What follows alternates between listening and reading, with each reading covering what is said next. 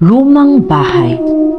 Sa isang tahimik na bayan na nakapalibot sa mga bulubunduking napapaligiran ng ulap, may isang lumang bahay na nakatayo. Ang mga kahoy nito ay pinatanda na at ang mga bintana ay tila mga madilim na mata na nakatingin sa gabi. Sinasabi na ang bahay ay sinalakay ng mga multo, na ang mga boses ng mga trahedyang nagdaan ay nananatili sa mga pasilyo nito tulad ng mga hibik ng mga patay. Ngunit sa gitna ng mga chismis na ito, may isang babae na nagngangalang Maria.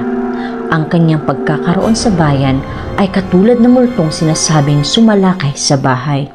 Si Maria ay isang introvert.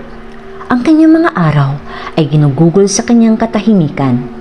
Nawawala sa mga pahina ng mga lumang aklat at sa mga awit ng kanyang mga kaisipan. Siya ay naaakit sa mga misteryo ng mundo. Nakakakita ng kapayapaan sa anino kung saan ang iba ay takot na pasukin. Ang kanyang tahanan ay isang silungan ng isang lugar kung saan siya ay maaaring maging kanyang sarili nang walang mga mapanghimasok na mata ng mundo sa labas.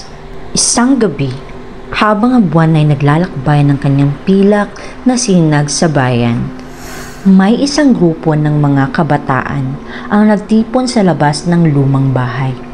Ang kanilang bulong ay naglalapat sa pagkakabog ng mga dahon sa hangin. Sila ay nagsasalita tungkol sa multong naglalakad sa mga pasilyo, ng mga naghihikahos na ungol na nag-iiwan ng malakas na bulungan sa gabi. At habang sila ay nagsasalita, si Maria ay nanunood mula sa kanyang bintana at ang kanyang kaisipan ay pinukaw ng mga kwentong binuo ng mga tagabayan sa ibaba. Dahil sa pagnanasa na mabunyag ang katotohanan, si Maria ay naglakas loob na pumasok sa lumang bahay. Ang kanyang puso ay kumukurap sa kombinasyon ng takot at excitement. Ang hangin ay mabigat na may amoy ng alikabok at pagkabulok. At bawat ungol ng mga kahoy ay nagpapadama ng kuryente sa kanyang likod. Ngunit patuloy siyang naglakbay. Nangako na buksan ang mga sikreto na nakatago sa loob ng pader na ito. Habang siya ay naglalakbay sa mga madidilim na koridor, ang isipan ni Maria ay naglalakbay sa mga kwento na kanyang narinig. Bawat isa ay may malikhain kesa sa huli. Ngunit kahit anong gawin niya, wala siyang nakikitang anumang bakas ng multong sinasabing sumalakay sa bahay na iyon. Sa halip, natuklasan niya ang isang bagay na mas nakakaakit, mga marka ng mga nakaraan, mga piraso ng mga buhay na matagal nang nakalimutan. Sa mga araw na sumunod, si Maria ay mas pinalalim pa sa kasaysayan ng lumang bahay.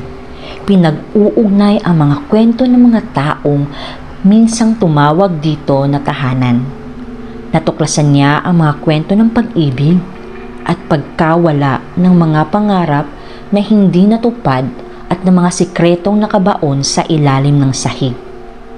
At sa bawat pagtatagpo, siya ay nararamdaman ang kanyang sarili na humihigop na malapit sa puso ng misteryo. Ang kanyang sariling kwento ay nakapag-ugnay sa mga ito ng nakaraan. Sa huli, napagtanto ni Maria na ang tunay na multo ng lumang bahay ay hindi isang walang puknat na espiritu, kundi ang mga alaala ng mga taong nagkaroon ng buhay at namatay sa loob ng mga pader na ito. At bagamat patuloy ang mga tagabayan sa pagbulong ng mga sinasabing mga sialakay at mga bangkay, alam ni Maria ang katotohanan na minsan ang pinaka-nakakatakot na mga kwento ay ang mga kwentong ipinapaikot natin sa ating sarili.